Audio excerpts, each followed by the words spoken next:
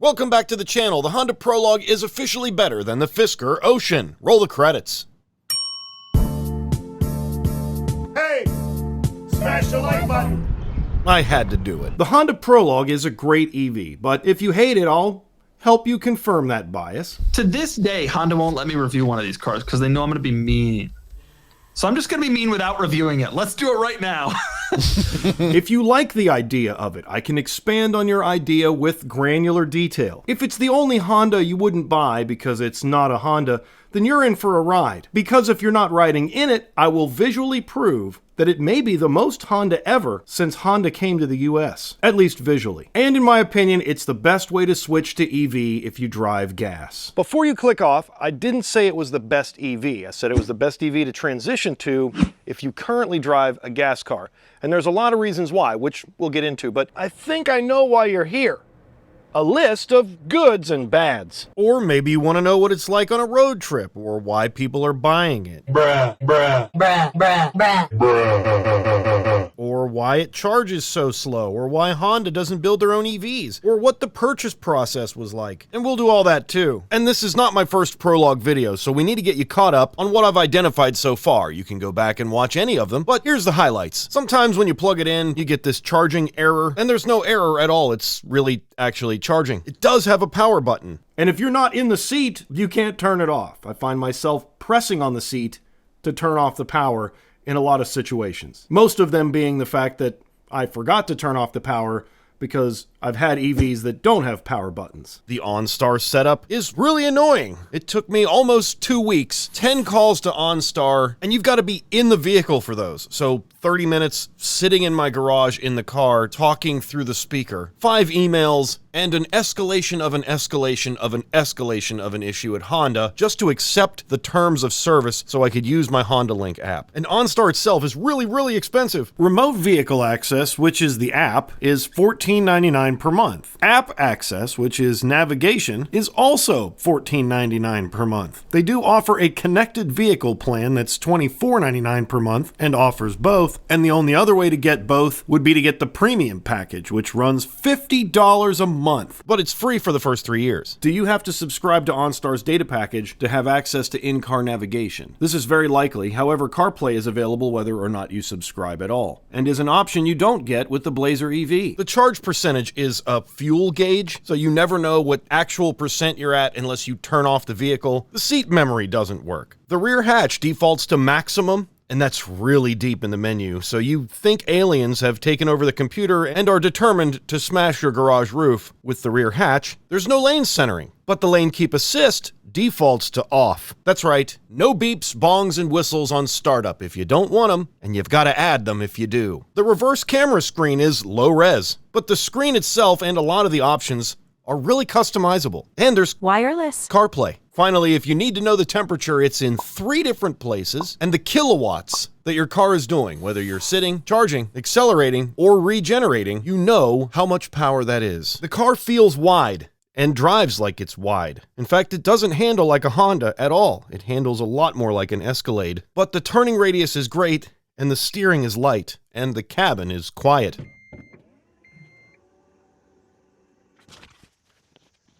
And if you're looking for ground clearance, the Prologue's actually really good.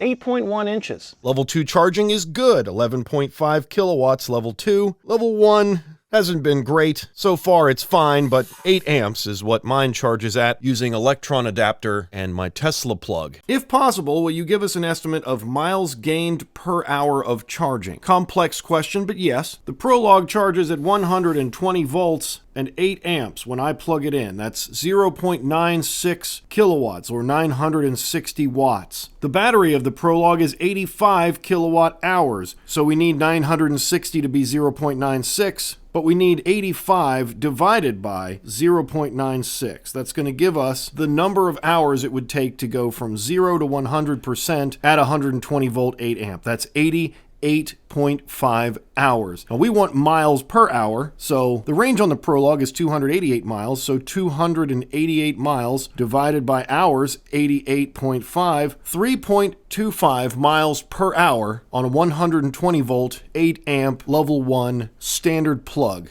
Let's say you get home from work at 7 and you leave the house at 6. That's 11 hours. 3.25 times 11, that's 36 miles a day when you commute during the week. Times 5 days, that's 178 miles during those 5 days that you would charge. Let's say you don't drive it 1 day a week. That's 24 hours. Times your 3.25, now you're at 256.98 miles of charging per week, and Saturday is the day you do whatever. So if all you have at home is a level 1, you can drive about 250 miles per week before you would need to charge anywhere else. And if you were curious, that's 13,000 miles a year. There's no high performance here. It's a front-wheel drive bias, 280 horsepower elephant on wheels. It's just fine, but that's all. Just fine. But the badge does say Honda, and that's a thing. The rear windows go all the way down. There's no drive modes. You don't have to sit there and decide how sporty or not sporty or heavy or light. They just did it right once. And the one-pedal driving is perfect. In fact, the high and the normal settings are both just wonderful, and one of those will be perfect for you. However, when you put the car in reverse, there are no additional cameras other than the one in the windshield for the adaptive cruise and in the back for the rear view camera, and the mirrors don't bend towards the ground, so visibility is tough in reverse, and you can't electronically fold the mirrors, but the blind spot monitoring on them is top marks. I'm curious what influences Honda brought to the collaboration. It was just design. I'm attracted to the boring normal appearance and function of the Prologue. What's the comparison between the two-wheel drive and all-wheel drive trims? There's about $3,000 difference in price, 288 versus 212 horsepower, 236 versus 333 torque. Efficiency is going to be a little better in the two-wheel drive. It's like 15 miles of range and a couple 100 pounds of curb weight. Another negative, piano black. It's literally everywhere. This is a brand new car sitting on a lot that you're seeing a picture of right now. Piano black is impossible. So there's that. And now you're basically caught up. Did that help?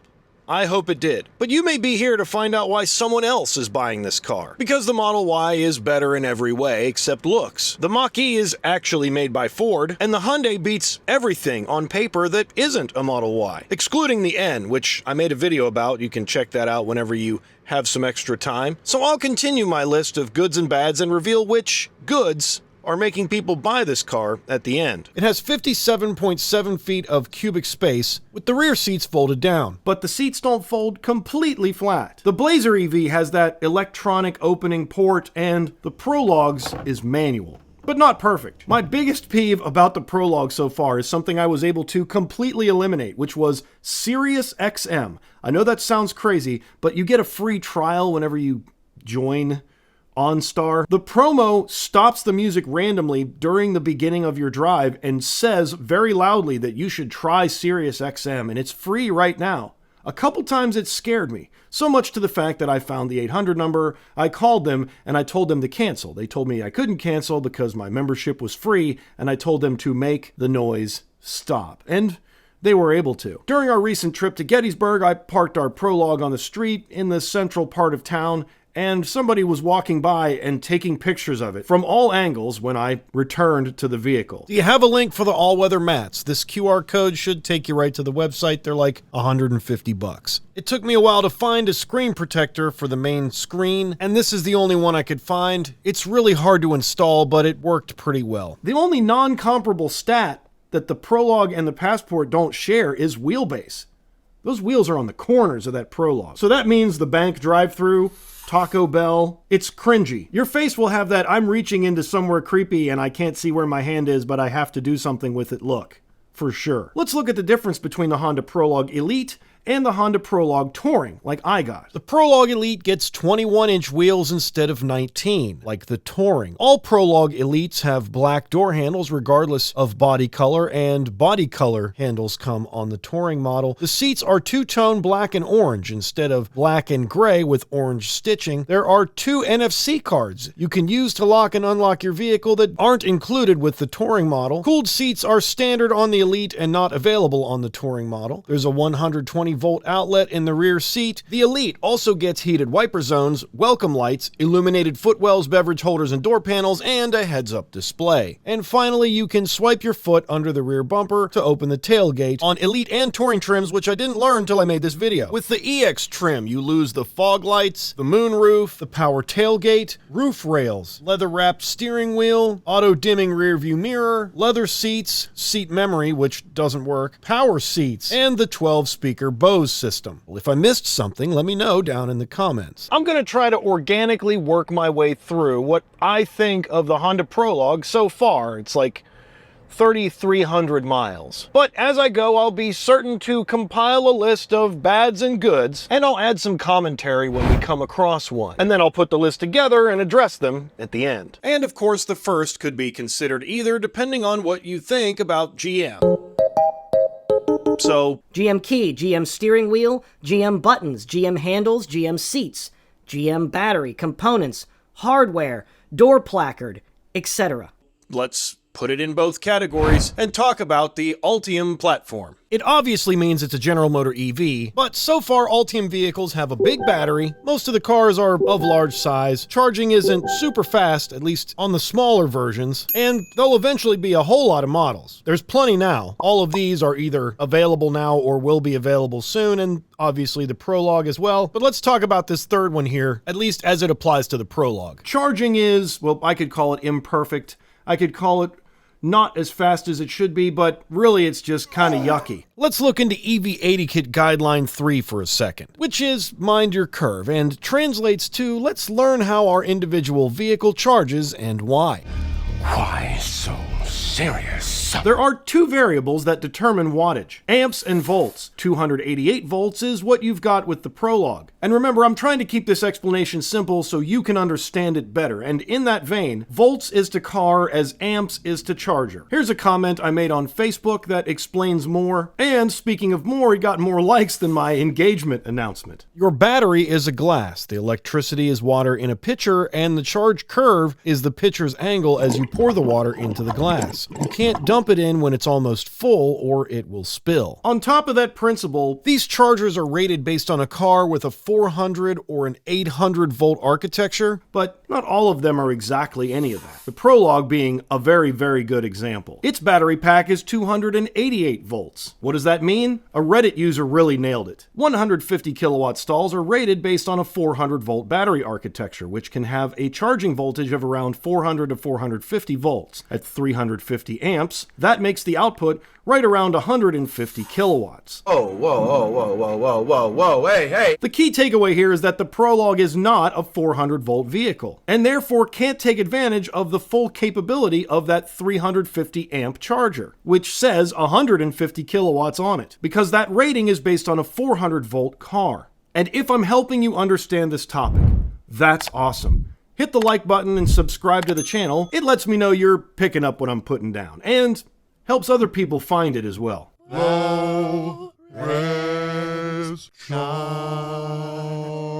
An EA150 can do 350 amps and has a maximum output of 150 kilowatts. The only variable here then becomes the Prologue. With its 288 volt architecture, that math comes out to 100 kilowatts at an EA150. Another example, a very common stall is an EVGo Delta 100, and I've used one recently on a road trip because they gave me a bunch of EVGo credits with my Prologue. Delta 100s use 200 amp cables. That's 288 volts times 200 amps, the full capacity of the cable, which gives me 57 kilowatts, and that's almost exactly what I got on my recent road trip at the Delta 100. So what did we learn from the EV80 Kit number 3 guideline? The max charge speeds of the Honda Prologue can be lower than advertised, but if you find a 350 kilowatt cabinet, not only will you need it to take full advantage of the Honda Prologue's charge curve, but a 150 kilowatt charger and a 100 kilowatt charger are going to be pretty disappointing on the road. Because if you look closer at our low res chart, and at this point let's just call it a slow res chart, in each case there's one variable that limits the peak charge rate. In the case of the 150 kilowatt maximum charger, it's the amperage. In the case of the 100 kilowatt maximum charger, it's the cable. And in the case of the 350 kilowatt charger, it's the car. And that ultra-fast desired result you're looking for in any EV charging experience won't quite be achieved with the Prologue because it has a low voltage and a low maximum charge rate that it will accept. So why is the Model Y a better road trip vehicle? Well, Tesla's entire system is vertically integrated, therefore all these limitations are optimized to create the best possible situation for the Model Y when it pulls up to a supercharging unit. Meanwhile, the Ultium platform is a versatile, clean slate, if you will, and the Prologue lives at the bottom of the Ultium ecosystem as far as size and voltage. Speaking of Tesla superchargers, Can you charge your Prologue at a Tesla charging station? Not right now. I don't believe Honda will onboard with GM as far as the superchargers, which is disappointing because they're supposed to be soon, in quotes, because the vehicle to load is not going to work either through the charge port on the Prologue. So I am assuming it's the Honda slated date of sometime in 2025 before NACS will be accessible in the Prologue. So in the spirit of EV Kit, if you are at a stall and someone asks why you're at a 350, tell them your car has lower voltage, so it needs higher current to get to its max charge speed. The person will either thank you for your detailed explanation of exactly why you've chosen that charger, or they'll walk away not understanding anything that you're saying. Either way, as long as you're polite, you've done your job. and if my charging explanation left out a whole bunch of nerdy stats and specificity, then tell me how stupid I am down in the comments below. I can't wait. And since we're talking road trips, All right, Hagerstown, I'm supposed to be able to just plug in. At EVGo, I've enabled Auto Charge Plus, which allows me to simply plug in and everything works without having to press any buttons or do anything else in any apps. This is what the process of setting that up would look like.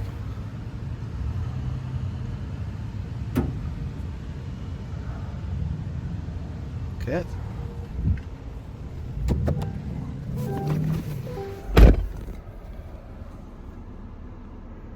It says connecting to vehicle. Connection successful, it says. 13, 17, 21. Here's our ramp up. Okay. There we go. Now. Oh, and look at that. An absolutely massive 55 kilowatts. And I didn't have to do any payment or anything. That was as easy as a Tesla supercharger and free. And then I'll hit home. And then we'll hit start.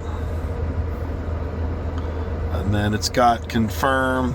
You can go ahead and hit confirm. But then you hit X. And then remove stop. Head northwest. And then it'll tell you what percentage you're going to arrive at your destination. So it's a little bit of a roundabout way to get there, but it does get there. So if this is telling me negative 8%, I probably have enough to get home, especially since I have 160 miles of range and I'm 104 miles from home. And we'll stop in Friendsville if we need to at the little charge point because we really like that stop. It's real easy. And if we don't, we won't. The only way I know to stop charging in the Prologue is to literally go home, charging, stop charge. So that's how you do that. Next, we go to our vehicle status, energy usage, and if we notice that trip from Gettysburg to Hagerstown is 40 miles, 3.6 miles per kilowatt hour, so pretty good. All right, so my guess is that we're gonna get a 15% swing over this 96 miles. There's a couple ways I'm doing it. Number one, 60. And yes, I'm just getting past and getting past and getting past. But 60. We have made it to I-68 from Hagerstown, and we're in good shape. We're now negative 2%. So we just passed a sign that said home was 95 miles away. So this is actually our charging stop, and it's saying 0%. So we're gonna have to reassess. Either way though, we have made up 5% since we left Hagerstown. So we need to figure out what we need to do, but because there are a few stops along the way, Frostburg, Cumberland, Friendsville, we should be fine. So I ended navigation, and now Google says home is negative 16%. So we will have to charge. Negative 16% ain't gonna cut it. And I don't think I can make that much up over 98 miles. But we'll see how long we have to charge. So we're gonna stop in Cumberland, but this is the Friendsville charger, now reading 2%. But my goal is to keep the battery above 10 at all times. I don't like to go below 10% for any reason.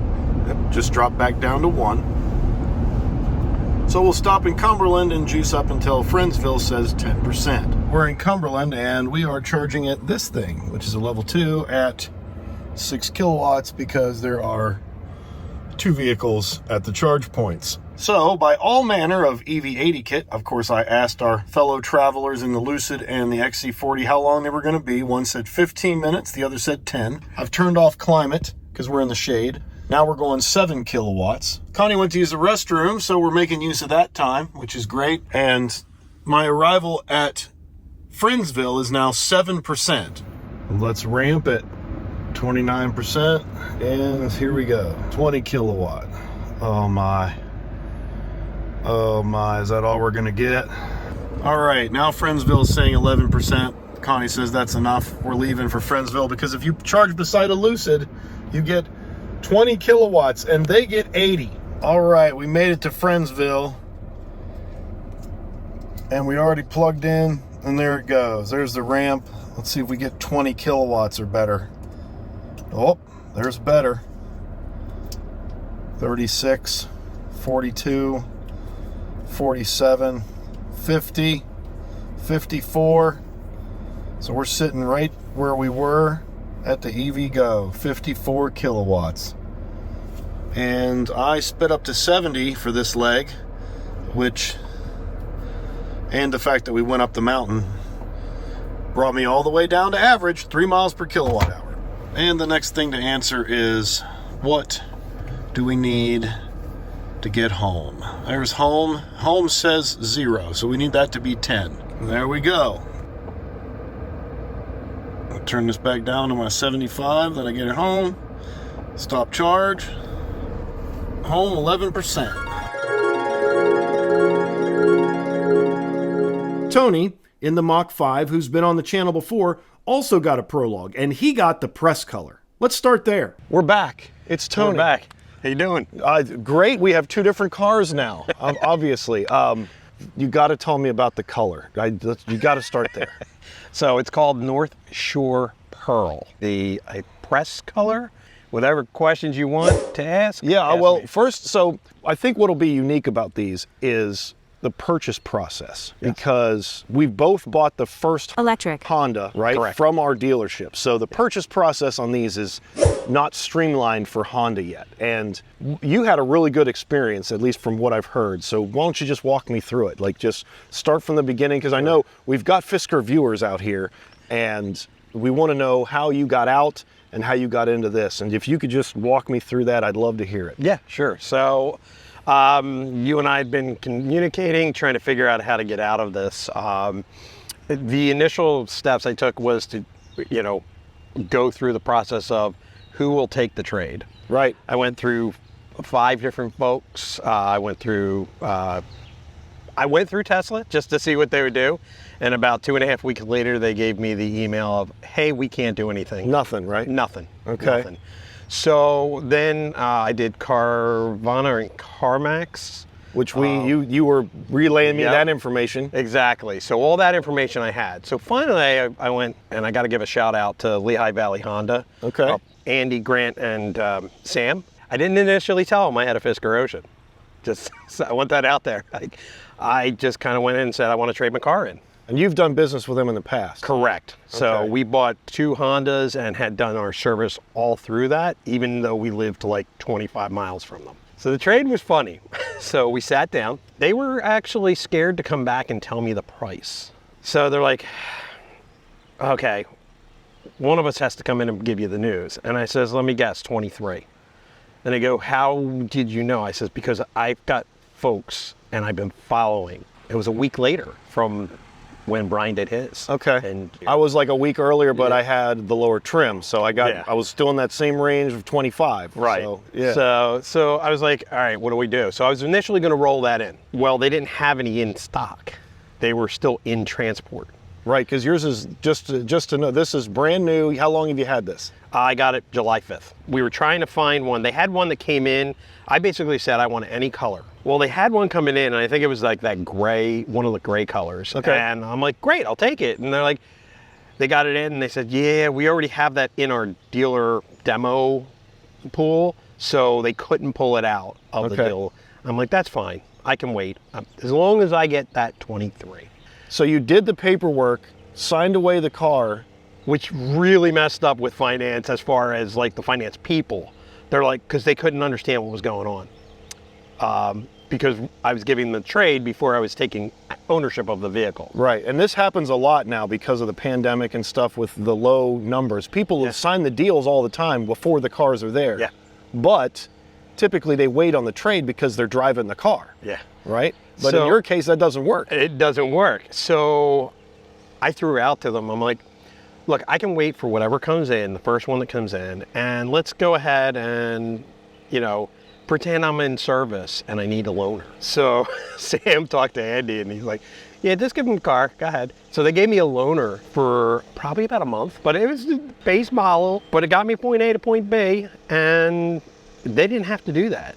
You pay for your own gas, but otherwise no They're payments at all. And they said, for me, they were nice. They said, you don't have to bring it back at a full, they gave me it a full tank. They're like, just bring it back. Wow. That's how much, when I say I trust Lehigh Valley Honda, that's why. With that said, I went on vacation, and I knew this was going to happen. I told Grant, yeah, I'm going to get that back. You're going to give me a call while I'm on vacation in Norway, and you're going to be like, hey, car's here. Right. And sure enough, about 3 days before, they called me. And he says, yeah, everybody was looking at it, so I kind of took it down the street at our other lot so nobody would be touching it. Wow. That's- People walking up looking at it. Oh, yeah, yeah. So that they're like, color? oh, yeah, it's the color. As I said, initially we were going to do the roll-in, and that would have put me at upwards of over 1,000. So they gave you sold them your Ocean for $23,000. So I had $23,000 you dealt in with credit. that loan separately. Yep. And then you started anew with this. Correct. Okay. There's people that are in that predicament where they can't afford to get out of it in that way. That's why I still make Fisker content, because people are stuck. And what do you do when you're stuck? Well, you're going to look for answers, and my job is to find as many potential answers as possible. So my situation, totally different. I called every dealer up and down the eastern seaboard, 5 states around me, Kentucky, Ohio, Pennsylvania, Virginia. I did the DMV. I'm calling everybody, do you have a Prologue? And C. Harper, which is where I ended up getting it, they called me, they said, hey, we found this down at the GM lot in the back corner. Do you want to come look at it? Back corner. Okay, yeah, I thought, yes, okay, I'm going to come look at it. Great. I test drove the car and I said, you want to play a game? Tell me how much you want to give me for the Ocean. That was how I got my trade. So I don't know C. Harper. I've never done business with him before.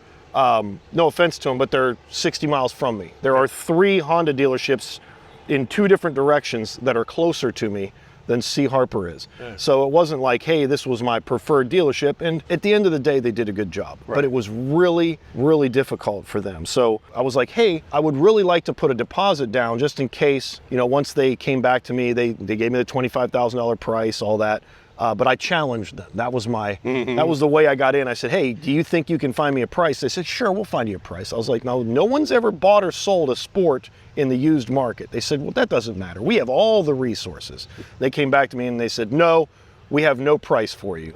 The next day they called me and I said, what's it gonna be? So they said, you know what, we'll do $25,000. And I was on speaker and it was Connie's face that told the whole story. She was like, oh, $25,000. All right.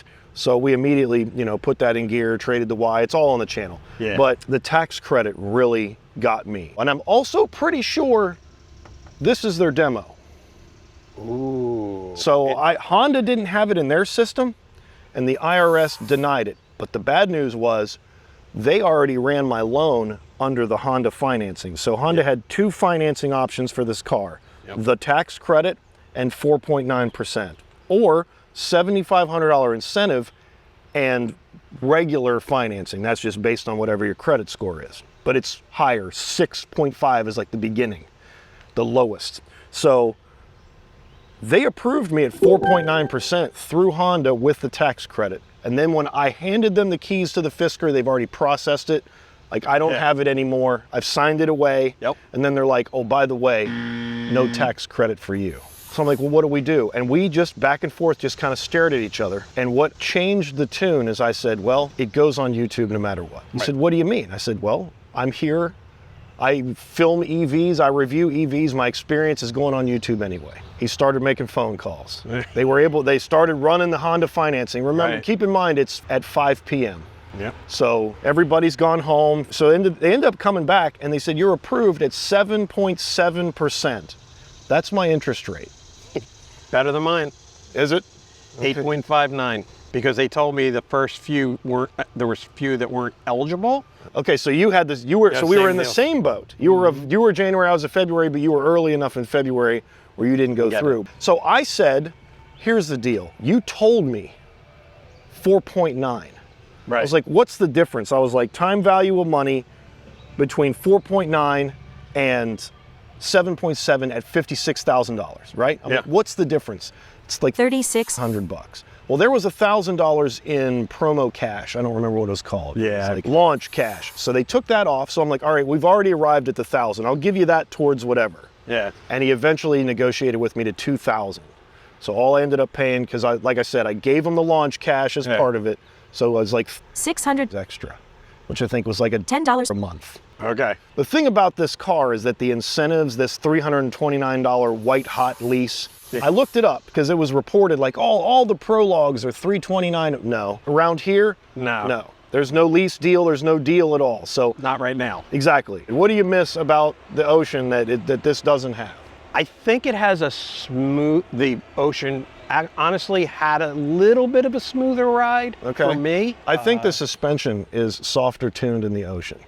Yes. But the ride quality is comparable because 19-inch wheels. I'd say, as quirky as it was, the California mode. I understand. All the windows. I totally understand. It's an Ocean-only feature, though. But it is. And, 3 months a year would have been great. Exactly. It's 3 months a year, but it was nice to have if I wanted it, if it was a nice cool day. That said, it does have the sunroof. But you don't get that third window in the back. Correct. On the side, and you don't get the full back window going down. So, gotta say, the other thing, the seats were more comfortable in the Ocean. I will say that. These are a little stiffer. They are. Still nice. They are, though.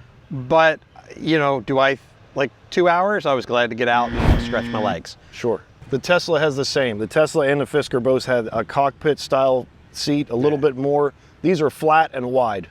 These are made for, let's say, the every American. Yes. No matter what size you are, your family is, everybody's comfortable. That's another thing I want to talk about is size. Have you noticed a difference in the size of the vehicle? It is definitely slightly longer. Okay. I noticed that because of my garage. Okay. And that's the next thing I want to talk about is there's no camera looking at you because you don't have that full lane centering. Right. So it doesn't need to beep and bong you for, are you paying attention? Because if you're not, you're driving off the road anyway. Yeah, pretty much. So there's no camera in here.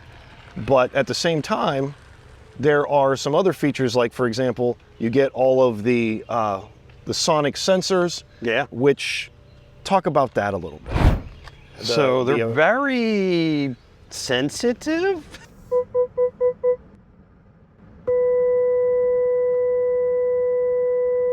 If the proximity sensors do sense an object very close to the car, the speaker associated with the direction that sensor is in will play. So if something is on your driver's side rear, the driver's side rear speaker is the only one that provides the notification. When I was backing out the first time, it slammed on the brakes. Not once, not twice, but 3 to 4 times. How scared were you the first time? I was kind of scared because I'm like, great, now I got a car that has braking issues. These will just stop. And I have exclaimed full scream, because I thought I hit something. Oh my gosh, I've hit a person or I've hit an animal. And I haven't, I hit nothing, but it's decided, hey, I don't know what's going on here, so dead stop. The funny thing is one pedal driving only works going forward. Yes. In reverse, it's That was the a other gas car. You put it in reverse and it just rolls. Yep. And I'm not a fan of that. What else have you noticed? Well, let's see. We have Google Maps. We can put the Google Maps on our driver instrument panel, which is huge. On the right-hand side, it's bright green. I can do voice assistant to say, navigate me somewhere, and then, hey, add a stop. And it'll be like, you want to add that stop? And it's like, boom. Although I did tell you about the funny thing is I tried to call you using Google Assistant, and it's like, I can't do that while Apple CarPlay is on. To continue, you can either use Apple CarPlay or disconnect it when safe. Right, so now I gotta ask Siri. So you're telling me to call Siri. Yeah, you have to, so your communication is Siri, and then your navigation is Google. Yes. And then all of any other questions you have. I really like having access to Google as far as an assistant because that's where it kind of wins. Yeah. It is extremely good at just general information, things you're asking. Siri has a nice map, but there's no charging at all. However, the Google Maps is good. Now, what I've noticed is, for example, when I put it in, I think I texted you, hey, I'll be here at this time. It said 21% arrival. Yeah. I arrived at Nice 35%. Oh, yeah. Beautiful. And yeah, well, and I know what he did. He pulled in, he tried to get the Shell recharge to work, and he pulled away because that fast charger does not work. It's been down forever. It's on plug share. So we are in Gettysburg, by the way, Gettysburg, Pennsylvania, which is, I think, logistic-wise, it's almost exactly halfway. And I was like, where do you want to meet? And I was like, well, do I come to you? Do you come to me? I was like, let's meet in the middle. And here we are in Gettysburg. I've never been. We're at the museum right now, and we got some Blink chargers over here, and like I said, a broken fast Shell recharge. I don't know how Which are $6 for the first hour and $5 for the first hour for Blink, which is utterly ridiculous. Well, welcome to this is like the charge. Well, it's the charging desert fee. You know, almost all the ones where I plug in, they're 32 kilowatt. It's $5 to plug in, and then it's a per hour fee, and then there's a per minute fee, and it's all just crazy. Yeah, it's just gouging. Yeah. But at least we do have a place to charge. So as far as the car itself, are you happy about it? So let me give you a scenario, and I'll let you gauge what that is. Okay. So the problem that my wife had getting in and out of the ocean is because of the deep well it had. She hated getting in and out of that vehicle. She got in with the dress in this, and similar to Connie's response of, this is great, that's how she feels. She loves that it's a Honda. So the fact that Honda has something, even if it is a that single partnership until they get their own, it's the right thing. I think they've done a good job. Could they do better? Yes, but that's a whole nother video. So well, you're right. You're right. I enjoy driving out here because I have adaptive cruise. I have the features I'm supposed to freaking have. That's right. It does have adaptive cruise. It has lane keep assist, but it's full off if you want. Yeah. It's just a toggle button. You want it completely to leave you alone? Fine. You want emergency braking to leave you alone? Fine. One pedal. Yeah, you can one pedal on, off, normal, high. Yep. But that's it. There's no drive modes. Nope. This is in my opinion, the Honda Prologue, if you're looking to get one and it's your first EV, this is the right answer. The Ioniq 5 EV6 is the correct choice for a CCS car. The best car is a Model Y. You cannot argue. But if you're switching over, this is it. It has buttons. Yes. It has complete on and off. It has all of the assistance you would want. It has Google, and that's the other thing. The Blazer EV, while I really like the styling, this is simple. And this is, I don't know, this is really important to a lot of people. Yeah, it is. I drove Hondas my entire young part of my life because they looked good. They got A to B real nice. They didn't need a lot of maintenance. Yep. And they got really good, efficient mileage. This is also going to do that. Yeah. Now, miles per kilowatt hour, 3. If you drive normal highway speeds, 3. But if you slow down, it goes to 3.4, 3.5 very quickly. Yep. And I've had I had a 70-mile trip I did that was 4.2 at one point. Now that's grandpa. I'm grandpa. 60 miles an hour. The width of this car, in my opinion, makes a world of difference. I'm a big fan of the width of this car. It is wide. A CRV is 73. If you have any 17 to 22 is a 73-inch wide car. The 24s are 73 and a half. This is a 78. Yes. So it is. And if we look at the specs, you know, because we're still kind of doing that comparison. Yeah. The Fisker was the same thing. So it's even wider than the Fisker Ocean, which was, I think so, notoriously wide for its size. Yes. Right. You know, so it doesn't have that beefy stance, but it is wide enough that you notice it more so in the back, I think. Now the trunk, the approach angle of the tailgate, it's like the Ocean. It's more flat. The Model Y is angled. Yes. And you suffer from that. There's a lot of missed cubic footage at that corner you don't get in the Model Y. You do get it here, but no frunk. So no. So there is no frunk on this. Now, you talked about missing.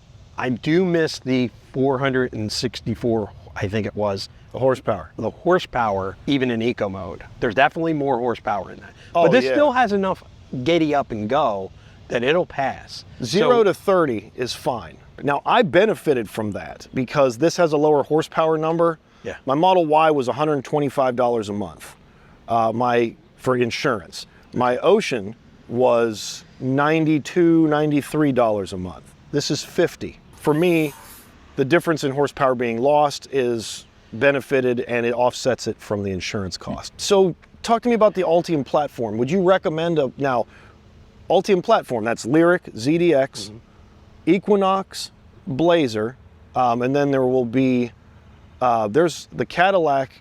Are they putting a new one out? Yeah, there's a smaller version. I'll put the name right here. It is a Prologue, 288 horsepower, 85 kilowatt. It's this car. So Ultium Platform, which one would you recommend? Does this have what you need or would you recommend something else? So this right now has what I need. To me, it comes back to what you said earlier. Is this your first EV? And technically, this is still really my first EV. Oh, definitely. Right? So if it's your first EV, because of the buttons, because of all this, I think the Prologue is the way to go. Okay. But if you are used to and you have the capital to do it, and you want the more plushness, okay, that's the way I look at it. Yeah. You know, I look at my cousin who has a regular Cadillac, you know, and the, SUV, and this will not be mistaken for luxury. It is not a luxury car. It's not. It's your everyday, grandma, grandpa, and everybody else driving car. That's right. So, in that case, again, if you have the capital and you want to do it, then you move up to the Cadillac Lyric. So 30 ounce. 30 ounce. It still has room too. I could get a bigger one. Final question for you, Tony. Does this car turn heads? It does. I was driving from work and somebody rode up behind me. It was a young kid. Really? It was probably about 18, 20. Because I saw him in my rear view. I'm like, dude, you're getting close. And it's like videoing it. And then I had other times where people are kind of pulling up close and trying to see what it is. You've made it to the end game. Let's start the conclusion with why people are buying the Prologue. Square design. People like this style of vehicle, especially right now. The Bronco, the Wrangler, the Bronco Sport, the Defender. The list goes on. But this shape is desirable, and I think Honda did a good job of their version. Brand loyalty is another one, but I'll call it the Honda syndrome for this video. And the reason why is because we need to look at the 1978 Accord. If you see this Accord and you're a Honda fan, it does things to you. And this vehicle, believe it or not, is very aesthetically similar. Obviously in size it's not, but the lights are similar in the front, and the lights in the rear, as well as the Honda written out, is very similar. And whether or not you consciously got that, your subconscious might have put those two things together. And that's why that it may be the most Honda ever, at least with US design language. Next is buttons. The screen isn't very big. It's like you got out of your old car and you got into the new one, but you still feel at home. That's aesthetically pleasing for a lot of people. It's new, period. It's just new. I have yet to see another one of these in my town. That's a big deal. Also, it's rare, which is the exact same thing. The rarity, which may not stick around, there may be a bunch of Prologues out there. You pull up to church and somebody might ask you, hey, what is that? In fact, I've gotten that a few times since I got this car. What is that thing? And the other thing I get is, I didn't know Honda made an EV, which technically they're kind of still right. I add this one to every list, the California Camry syndrome, if you will. This is not a Model Y. It does what a Model Y does. It costs, let's say, similar money. That's appealing to a lot of people. The I don't like Elon Musk syndrome is currently hurting Tesla, whether he wants to admit it or not, and it's not a Model Y is kind of a cool thing to be able to say. Horsepower isn't actually important to everyone. I do believe that people will buy this thing and not have any concerns about the horsepower at all.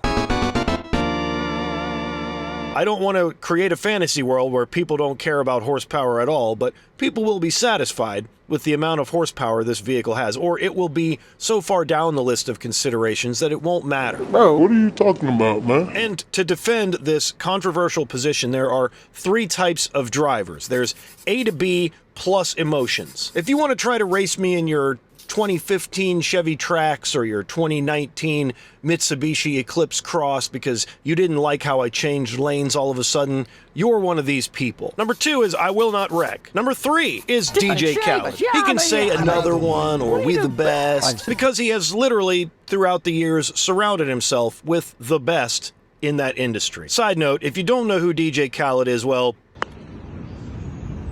ooh. Yes! Come on! Come on! Come on! Stop playing with me, man! Come on! And I brought the sun out. I was playing in the rain, and the rain tried to stop us. So I said, nah, God did. And that light came and boom, somewhere hit a pup. He also seems to live that we the best mentality. In other words, he walks the walk. And that's what we're talking about here. He'll cut you off in traffic, challenge you to a race, break every law, create a wolf pack of road rage. DJ Khaled is actually a good driver, but because of the risks he takes, he may be a little bit more likely of getting in trouble. This person in this scenario, with this competition, obviously drives a Model Y. You can smash traffic, and outside of like 5 to 7% of vehicles you encounter, you're faster, better maneuvering, etc. And yes, I skipped number 2 as far as a description, because the I will not wreck mentality is a graduation. You don't start here as a driver. Maybe you got in a wreck. Maybe you graduated from college and moved back home. Maybe there was a decrease in your financial stability or an increase in your financial responsibility. You might have just gotten married, and of course, the number 1 reason for switching to I will not wreck as a strategy for driving is you now have kids. And those people, I will not wreck, don't need 400 horsepower. 288 is plenty. And now we have to talk about Honda. Honda does not want to sell EVs. That's obviously why they had GM make their entire EV for them. They do not want to admit that gasoline cars now have direct competition, and that competition is growing stronger every year. Honda is an engine company first, a motorcycle company second, and a car company third. If they stop making engines, they abandon their intellectual property and therefore their brand as a whole. This is the same problem other Japanese brands have. Toyota doesn't want to admit it either. Subaru did exactly the same thing that Honda did and had Toyota build their EV because they knew it would be trash, because Toyota doesn't want to sell EVs either. Mazda made a joke of an EV so they could continue to sell cars in California. So when people think the Prologue being a GM is a bad thing, I don't think so. It could have been a Honda. Japanese brands don't want any of this. And so why does Doug DeMuro not get a Honda Prologue? Of course, you know he could get one. He could call me. Doug, if you'd like a Prologue to review, I will drive mine all the way to San Diego so you can do it. Doug doesn't want to review a Prologue because he hates EVs. Doug also hates GM. Honda doesn't want to sell any more Prologues because no matter what Doug says about a car, it will generate interest and sell more units. This is an intricate strategy by Honda to attempt to prove that the market isn't ready for EVs. They can further delay their EVs and claim that the market is the problem, but why? There is no way they're selling Prologues. There's no way. Well, I know this may surprise you, but there's a big why. Japan happens to be the world's largest public financer of fossil fuel projects. Take away from that whatever you'd like. Oops, that's the scope, Border Patrol. We have gone Outside the scope of this video, and I'm gonna...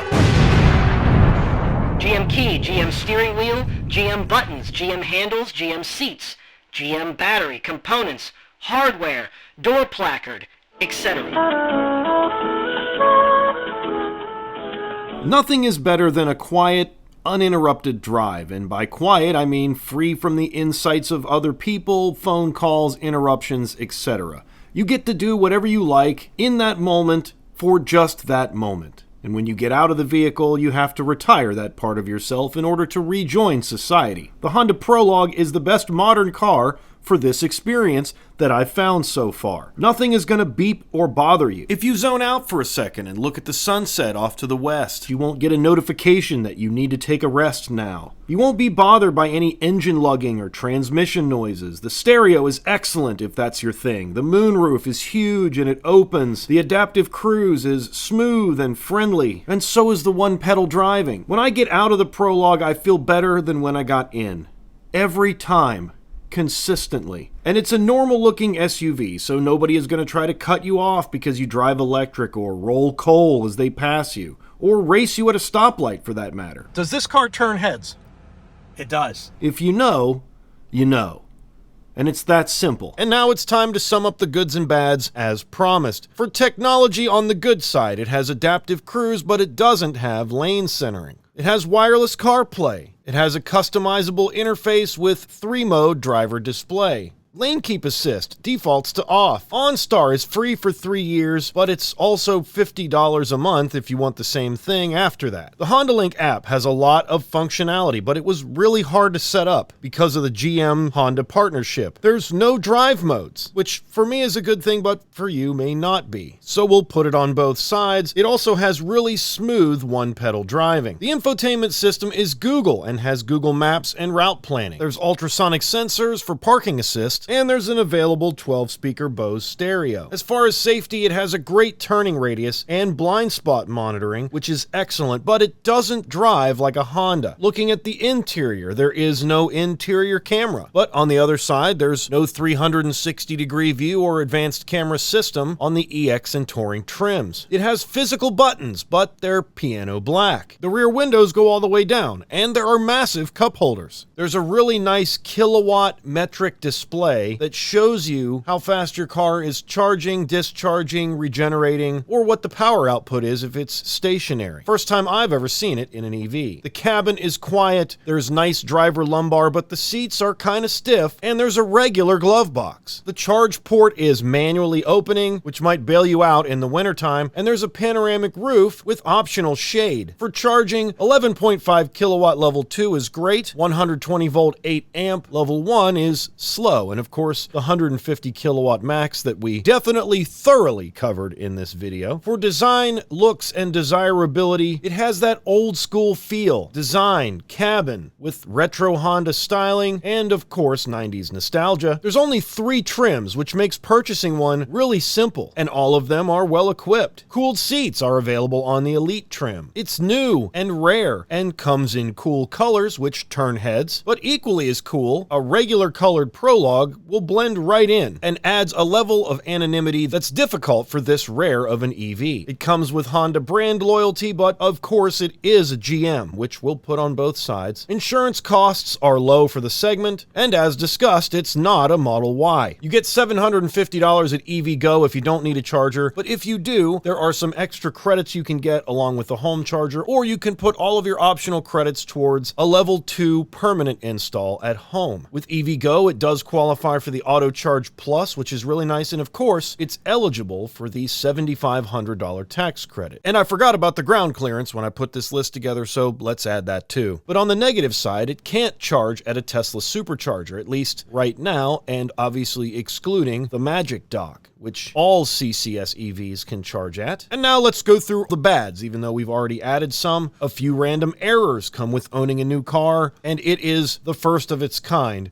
The charge percentage is a fuel gauge until you turn it off. That's annoying. The rear hatch defaults to maximum, so you got to go into a menu before you can open it in your garage. The reverse camera is low res. The Sirius XM trial is annoying. The in-car Google navigation has a learning curve. Obviously, I displayed that on my road trip. There's a power button, which is totally unnecessary, and you have to sit in your seat, or at least engage the sensor in the driver's seat to turn it off. The seat memory doesn't function in my Prologue so far. Japan doesn't really want to build EVs. This is a known fact. Japan is an industry leader everywhere it's ever sold cars, and for some reason they just don't do EVs. The purchase process is obviously hit or miss. Tony had a wonderful experience. Mine was a little more challenging, but I believe this will iron itself out as more Prologues are sold, and it has a lower horsepower than the competition, which I also understand could be a deal breaker for a lot of folks. And just like I mentioned in a previous segment, the ones with the green check marks are probably the most likely to make people steer towards the Honda Prologue. It's newer and cooler than the Model Y, almost as good looking as the Mach-E, offers more storage and ground clearance than the Ioniq 5 and EV6, has a friendly badge that millions of Americans know and trust, and looks like an old retro version of one, qualifies for the tax credit, and feels more common and regular when you get in. Plenty of storage, plenty of space, plenty sunroof, and rides and drives wonderfully. If those are things that concern you, Prologue might be a good choice. If you travel a lot, get a Model Y. If you want the best deal on something cool, get a Mach-E. If you want the best road trip car without getting Tesla, that's Ioniq 5 and EV6 territory. If you're looking at the used market, the Solterra and BZ4X are extremely affordable, and the Prologue is a senior this year. She doesn't dress up, but she doesn't dress down. Her style's a little retro, but she just moved into town. And I'd love to know your thoughts. What do you like? What did I miss? And what should I let you know going forward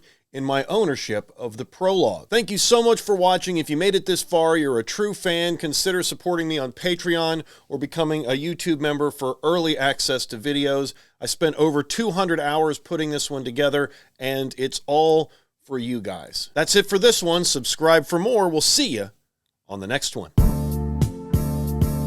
Hey, smash the like button. Thank you.